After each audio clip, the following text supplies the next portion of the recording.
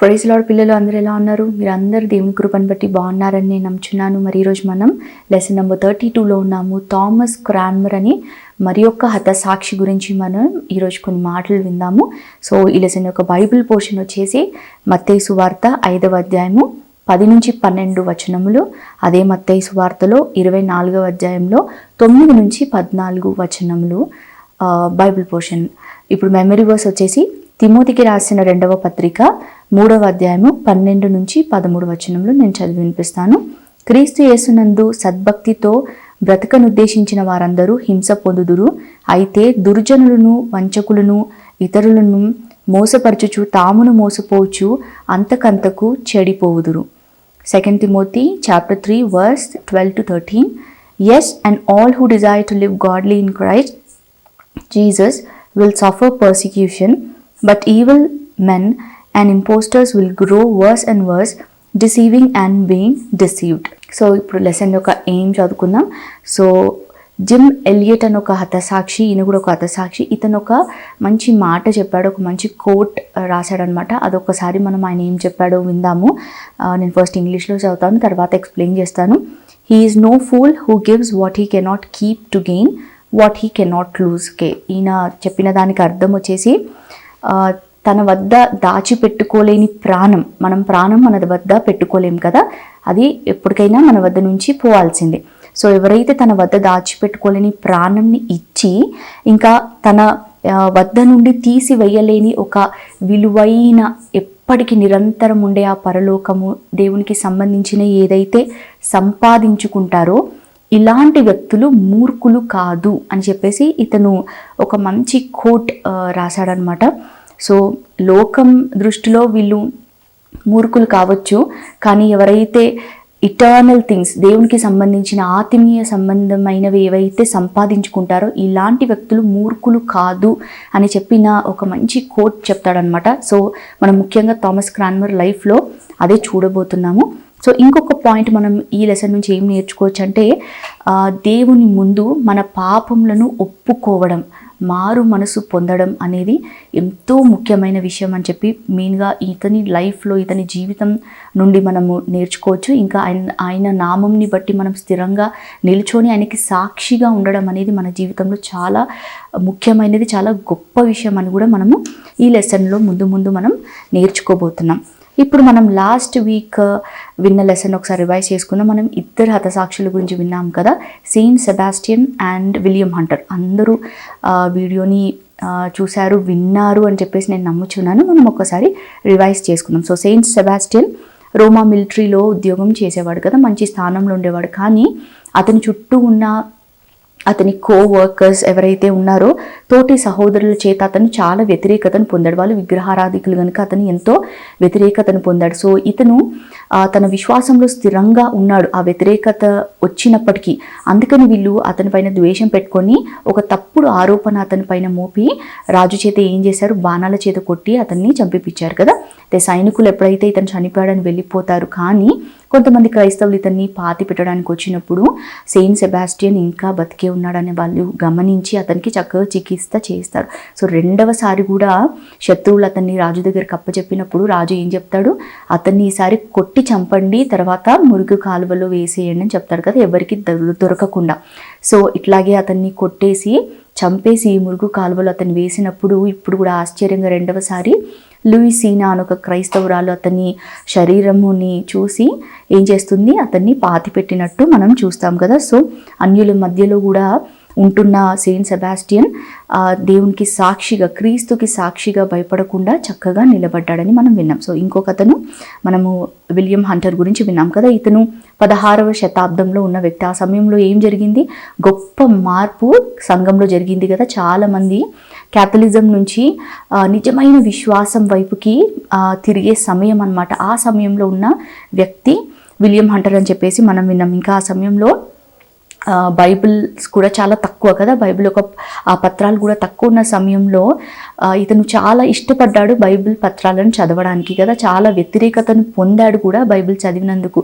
అయినా కానీ ఈయన చాలా ధైర్యంగా ఎదుర్కొని చాలా ప్రేమించాడు బైబిల్ చదవాలని. క్యాథలిజంకి కూడా చాలా విరోధంగా నిలబడ్డాడు. అక్కడ జరిగే సంస్కరణలు, రిఫార్మేషన్ అంటాం కదా, దానికి సపోర్ట్ ఇస్తూ ఎంతగానో ఈయన పోరాడినట్టు చూస్తాం. సో దీనికి విరోధంగా వీళ్ళందరూ బిషప్స్ కానీ అక్కడ ఉన్న ఫాదర్స్ కానీ ఇతని పైన పగను పెట్టుకొని ఇతను ఏం చేశారు, ఆఖరిగా అగ్నిలో కాల్చి చంపేసినట్టు మనం చూస్తాం. సో ఇతను క్వీన్ మేరీ పరిపాలించే ఆ సమయంలో ఇతను హతసాక్షిగా అయినట్టు మనం చూస్తాం. సో ఇదే క్వీన్ మేరీ పరిపాలించే సమయంలో థామస్ క్రాన్మర్ కూడా హతసాక్షి అయ్యాడు. అదేలాగో మనం ఇప్పుడు ముందు లెసన్లో విందాం. థామస్ క్రాన్మర్ 1489 సంవత్సరంలో జన్మించాడు. 1489 అనే ఇయర్లో జన్మించినట్టు మనం చూస్తాం. ఈయన నాటింగ్హామ్షైర్ దగ్గరున్న యాస్లాక్టన్ అనే స్థలంలో జన్మించాడు. ఇది ఇంగ్లాండ్లో ఉంది. సో థామస్ క్రాన్మర్ ఇంగ్లాండ్లో జన్మించాడు. సో థామస్ క్రాన్మర్ చిన్నతనంలోనే అతని తండ్రి చనిపోయాడంట. సో చనిపోయినప్పటికీ కూడా ఒక మంచి ప్రాముఖ్యమైన విశ్వవిద్యాలయంలో అతను చదువుకున్నట్టు మనం చూస్తాం. అదే కేంబ్రిడ్జ్ యూనివర్సిటీ. చాలాసార్లు వినే ఉంటాం కదా, చాలా ఫేమస్ యూనివర్సిటీ. సో ఈ మంచి యూనివర్సిటీలో ఇతను చదువుకున్నాడు. సో క్రాన్మర్కి ఉన్న తెలివి, జ్ఞానాన్ని బట్టి అదే విశ్వవిద్యాలయంలో థామస్ క్రాన్మర్ ఒక ఉపాధ్యాయుల్లాగా, ఒక ప్రొఫెసర్ లాగా నియమించబడ్డాడనమాట. ఈ నియమించబడిన థామస్ క్రాన్మర్ అలా ప్రొఫెసర్ లాగా పనిచేస్తూ ఆ సమయాలలో ఆయన బైబిల్ చదవడం కూడా మొదలుపెట్టాడనమాట. సో అందులో ఉన్న సత్యాలను, అందులో ఉన్న నిజాలను, దేవుని గురించి ఇంకా తెలుసుకొని ఆయన చక్కగా విశ్వాసంలో బలపడుతూ ఉన్న ఆ సమయంలో అక్కడ ఉన్న రాజు చూస్తే హెన్రీ VIII. ఈ హెన్రీ అనే రాజుతో థామస్ క్రాన్మర్కి మంచి స్నేహం ఏర్పడిందని మనం చూస్తాం. వీళ్ళిద్దరూ చాలా మంచి స్నేహితులుగా అయ్యారనమాట.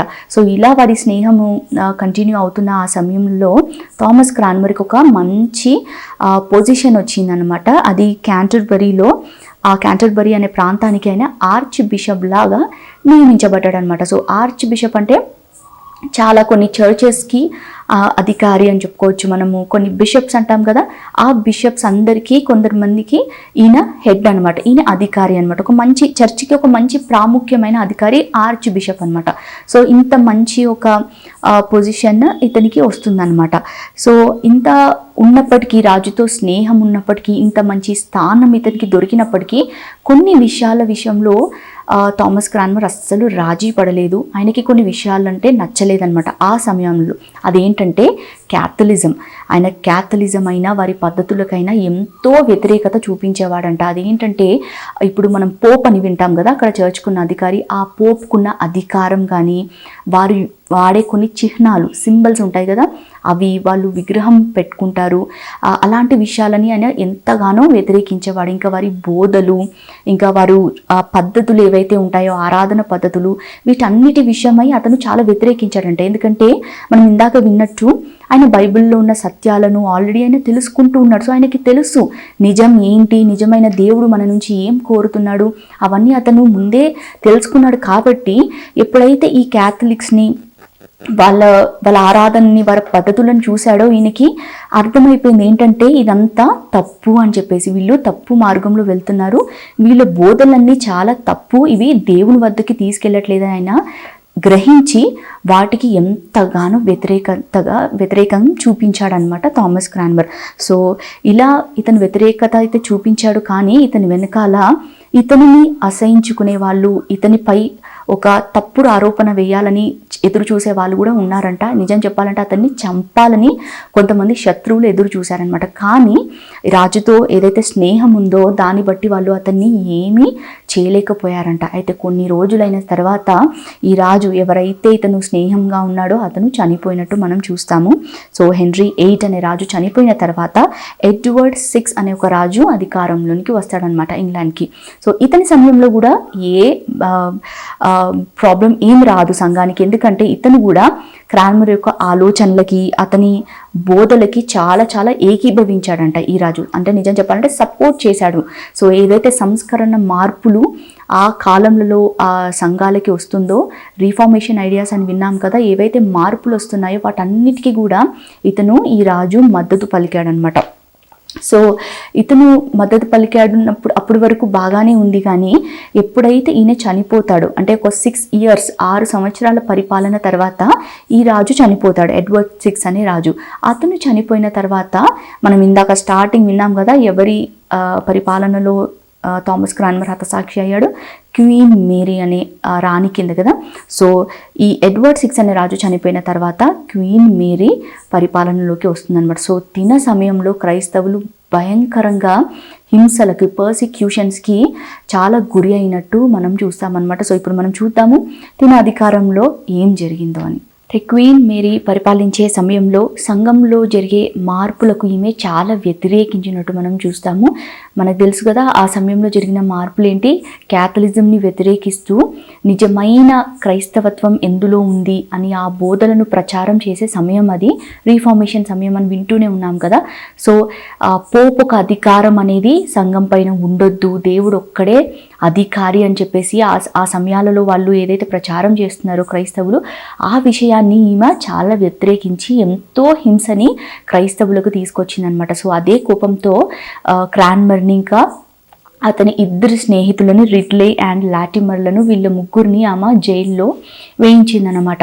సో మనం చూస్తే 3 సంవత్సరాల పాటు క్రాన్మర్ ఇలా వేరే వేరే జైళ్ళల్లో చాలా బాధపడుతూ వచ్చాడంట. సో ఇలా కొన్ని రోజుల తర్వాత ఆయనకు ఒక విషయం కూడా తెలుస్తుంది, ఏంటంటే అతని 2 స్నేహితులు చంపబడ్డారు అని చెప్పేసి ఒక విషయం కూడా అతనికి వినిపిస్తుంది జైల్లో. సో ఇలా అతను జైల్లో కొన్ని రోజులు ఉంటున్న సమయంలో ఇక్కడ ఒక పెద్ద విషయం జరుగుతుంది, చాలా ఘోరమైన విషయం జరుగుతుంది. అదేంటంటే క్రాన్మర్ యొక్క విశ్వాసాన్ని దెబ్బతీయడానికి కొంతమంది చాలా ప్రయత్నం చేస్తూ ఉంటారనమాట. సో కొన్ని మాటలు చెప్తూ క్యాథలిజం వైపుకి అతన్ని తిప్పడానికి చాలా ప్రయత్నాలు చేశారనమాట అతని చెరసాలలో ఉన్నప్పుడు. అయితే వారి ఫలితాలు నిజంగానే చూస్తే కొంతవరకు ఫలించాయన్నమాట. వారి మాటలని బట్టి థామస్ క్రాన్మర్ తన నిజమైన విశ్వాసాన్ని అతను కొంచెం మర్చిపోయి కొంచెం డీవియేట్ అయ్యాడంట, అంటే కొంచెం పక్కకు అతని విశ్వాసం తిరిగిందనమాట. సో అట్లా తిరిగినప్పుడు దాని ఫలితంగా ఏమైందంటే అతను ఒక కాగితం పైన తను ఇప్పుడు కొత్తగా ఏదైతే నమ్ముతున్నాడో వాటిని రాసి సంతకం చేసి వారికి ఇచ్చాడనమాట. సో అందులో చాలా మాటలు రాస్తాడు, అందులో మనం కొన్ని మాటలు విందాము. సో మార్టిన్ లూథర్ అండ్ జ్వింగ్లీ అనే ఒక రీఫార్మేషన్ కార్యకర్తలు ఎవరైతే ఉన్నారో, సంస్కరణకర్తలు ఉన్నారు. మనం మార్టిన్ లూథర్ గురించి లాస్ట్ వీక్ విన్నాం కదా. సో ఇతనున్న సమయంలోనే ఉన్నాడు ఇతను.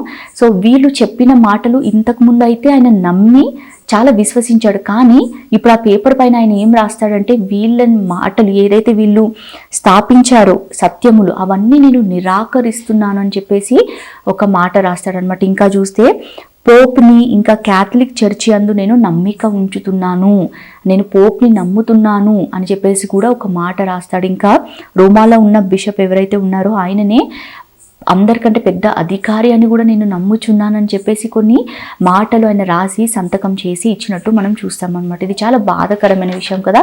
ఎంతగానో ఆయన స్థిరంగా నిలబడి జైల్లో ఉండి కానీ కొన్ని మాటలను బట్టి ఆయన మారిపోతాడనమాట.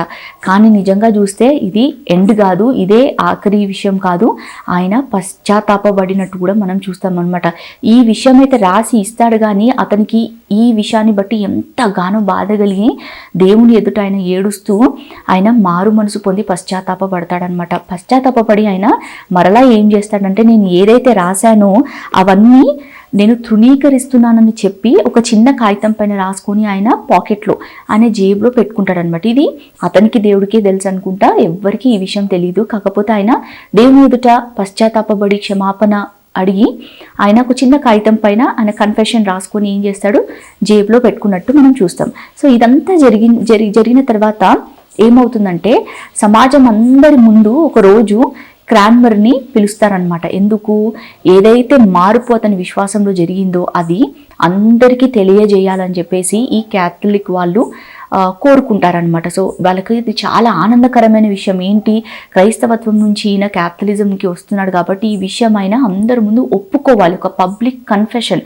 అందరి ముందు ఈయన ఈ ఒప్పుకోలు అనేది జరిగితే చాలామంది తెలుసుకుంటారని చెప్పి వారు ఇతన్ని అందరి ముందు సెయింట్ మేరీస్ చర్చ్ వద్దకు పిలిపిస్తారనమాట. సో అనేక మంది జనాలు కూడా చాలా ఉత్సాహంతో ఏం మాట్లాడతాడు క్రాన్మర్ విందామని చెప్పేసి చాలా ఉత్సాహంతో వస్తారనమాట. సో ఇతన్ని ఒక మురికి గుడ్డలు అతనికి వేయించి అతన్ని చాలా అవమానకరంగా ఆ చర్చ్లో నిలబెట్టినట్టు కూడా మనం చూస్తాం. కానీ ఈ సమయం అంతటిలో మనం చూస్తే క్రాన్మర్ ఒకటే విషయం చేస్తుంటాడు, ఆయన ఏడుస్తూ ప్రార్థన చేస్తూనే ఉంటాడనమాట. అక్కడ నిల్చొని ఆయన ఒక స్తంభానికి ఆయన ముఖం తిప్పుకొని ఆయన ఏడుస్తూ ఎంతో బాధపడుతూ ఉంటాడనమాట. అతని హృదయానికి తనకే తెలుసు ఎందుకైనా బాధపడుతున్నారని. ఈ విషయం ఎవరికీ అర్థం కాదు. సో వాళ్ళందరూ ఎదురు చూసేది ఏంటి, అతను ఆ చెరసాలలో ఉన్నప్పుడు ఏం మారాడో, ఏ విషయాలలో అతను మార్పు నొందాడో అది ఇతను చెప్తాడు, ఇప్పుడు మేము వినాలి అని చెప్పేసి అందరూ అక్కడ వినడానికి వస్తారనమాట. సో అక్కడ ఒక అధికారి కూడా ఒక ప్రసంగం మొదలు పెడతాడు. ఏమని, క్రాన్మర్ ఏదైతే ఇంతవరకు తప్పులు చేశాడో అవన్నీ వాళ్ళందరికీ, వచ్చిన వాళ్ళందరికీ వివరిస్తూ ఇదిగో ఈ విషయాలలో ఇతను తప్పు చేశాడు అని చెప్తూ, ఇంకా అతను ఏదైతే క్యాథలిజం విశ్వాసం పైకి ఆయన దృష్టి మళ్ళిందో ఈ విషయాన్ని బట్టి మేమందరం ఆనందిస్తున్నామని చెప్పేసి అతను ఒక గొప్ప ప్రసంగం చేయడం అక్కడ మొదలు పెడుతూ ఉంటాడంట. కానీ వెనక్కి తిరిగి చూస్తే క్రాన్మర్ చాలా భయంకరంగా ఏడుస్తూ ఆయన ప్రార్థనలోనే గడుపుతూ ఉన్నాడంట. ఇక్కడ వీళ్ళు ఎదురు చూసే వాళ్ళు ఎదురు చూస్తున్నారు, ప్రసంగం ఇచ్చి అతను ప్రసంగిస్తున్నాడు. కానీ క్రాన్మర్ ఒకటే ఒక పని చేస్తున్నాడు, ఏంటంటే ఆయన చేతులు పైకెత్తి ఆకాశం వైపుకెత్తి ఆయన దేవునికి ప్రార్థన చేస్తూ ఉన్నాడంట. సో ఇప్పుడు మనం చూద్దాము. నెక్స్ట్ అతను ఒక ప్రసంగం చేస్తాడు అక్కడ వాళ్ళందరి ముందు. ఏం ప్రసంగం చేస్తాడో మనం ముందు విందాం. ఇప్పుడు సభలో ఉన్న క్రాన్మర్ కొన్ని మాటలు చెప్పడం మొదలు పెడతాడు. దానికంటే ముందు అతను ప్రార్థన చేసుకుంటాడనమాట. సో అలా ప్రార్థన చేసుకొని అతను చెప్తూ ఉంటాడనమాట. ఏమనంటే, మొదటగా నేను అన్నిటినీ సృష్టించిన తండ్రి అయిన దేవుణ్ణి నేను నమ్ముచున్నాను. ఇంకా పాత నిబంధనలో కొత్త నిబంధనలో చెప్పిన మాటలను, యేసుక్రీస్తు చెప్పిన మాటలు, అపోస్తులతో చెప్పిన మాటలు, ప్రవక్తలు చెప్పిన ఆ బోధలు ఏవైతే ఉన్నాయో వాటన్నిటి అందు నేను విశ్వసిస్తున్నాను అని అలా ఇంకా కొన్ని మాటలు చెప్తూ ఆఖరిగా ఒక మాట అంటాడు. కానీ ఇప్పుడు నా హృదయాన్ని ఇబ్బంది పెట్టే ఒక విషయము నాకు ఎదురుగా ఉంది అని చెప్పేసి అంటాడనమాట. నన్ను బాధ పెట్టే విషయం, నా మనస్సాక్షిలో ఎంతో బాధ కలిగించే విషయము ఒకటి ఉంది. అదేంటంటే, నేను సత్యానికి విరోధంగా ఏదైతే రాశానో ఇంతకుముందు ఆ విషయమే అంటాడనమాట. సత్యానికి విరోధంగా నేను చెప్పిన మాటలు, రాసిన మాటలు ఏవైతే ఉన్నాయో అవే నన్ను చాలా చాలా బాధ పెడుతున్నాయి అని చెప్పేసి అంటాడనమాట. వాటిని నేను ఇప్పుడు నిరాకరిస్తున్నాను, తృణీకరిస్తున్నానని చెప్పేసి చాలా ధైర్యంగా అందరి ముందు చెప్తాడనమాట. సో అతను, మనం ఇందాక విన్నాం కదా, ఒక కాగితం పైన అతను కొన్ని మాటలు రాసి సంతకం చేసి ఇచ్చాడు కదా.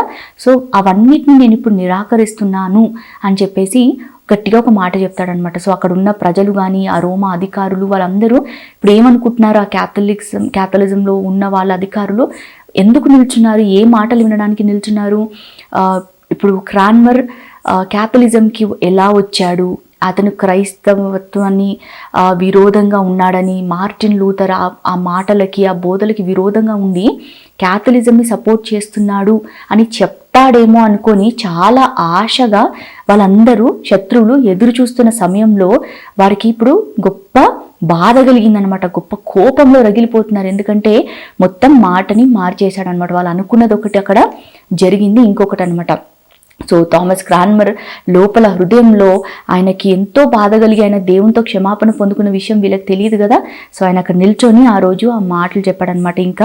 ఇంకో కొన్ని మాటలు కూడా చెప్తాడు. ఏంటంటే, నా మనస్సాక్షికి విరోధంగా నేను మరణానికి భయపడి నేను నా ప్రాణాన్ని రక్షించుకోవడానికి నేను చేసిన దాన్ని బట్టి నన్ను కాల్చే సమయంలో మొదట నా చేతులను కాల్చండి అని చెప్పేసి కూడా ఒక మాట చెప్తాడనమాట.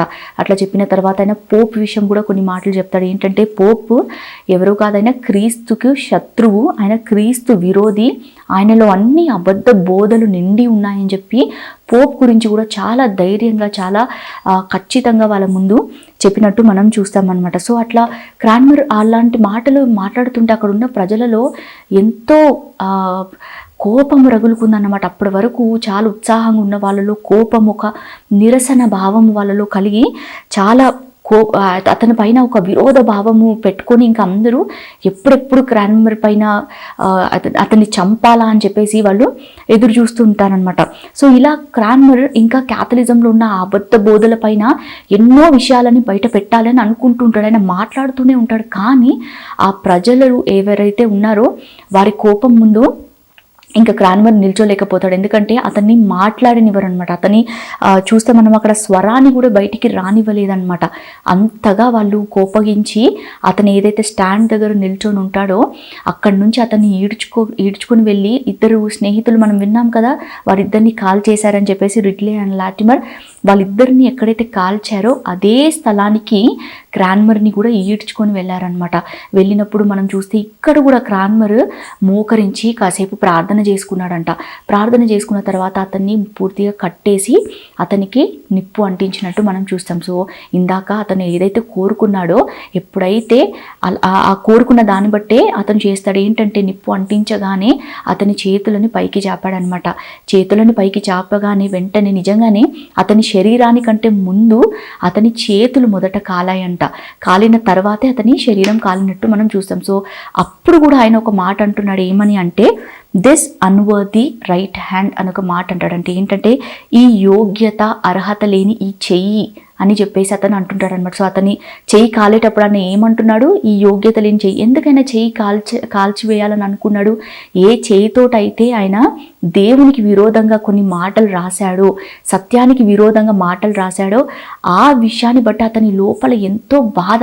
నేను దేవుని దృష్టిలో ఎంత తప్పు చేశాను, ఈ చెయ్యి ఎంత తప్పు చేసింది, నేను దేవుని ముందు అట్లా చేశాను కదా అని చెప్పి ఆ చెయ్యి మొదట కాల్చివేయబడాలని ఆయన కోరుకొని, అలా ఆయన చెయ్యి కాలిన తర్వాత ఆయన శరీరం పూర్తిగా కాలుతూ ఉంటే ఆఖరిగా ఆయన ప్రభువా తండ్రి నా ఆత్మను అంగీకరించు అని చెప్పి ఒక మాట చెప్పి ఆయన ప్రాణాన్ని విడిచినట్టు మనం చూస్తాం. ఇంత గొప్ప హతసాక్షి గురించి దేవుడు మనం ఈరోజు వినడానికి దేవుడు మనకి ఎంత గొప్ప ధన్యత ఇచ్చినందుకు దేవునికి మనం ఎంతో కృతజ్ఞతాస్తుతులు తెలపాలి కదా.